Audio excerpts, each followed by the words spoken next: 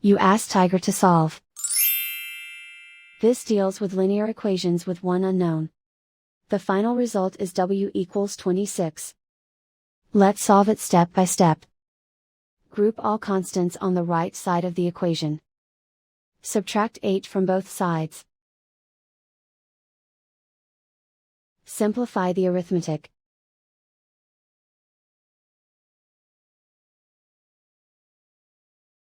Isolate the W. Multiply both sides by 13.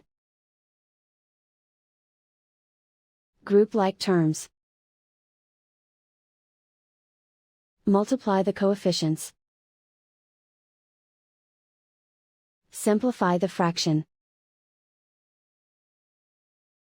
Simplify the arithmetic. And so the final result is W equals 26.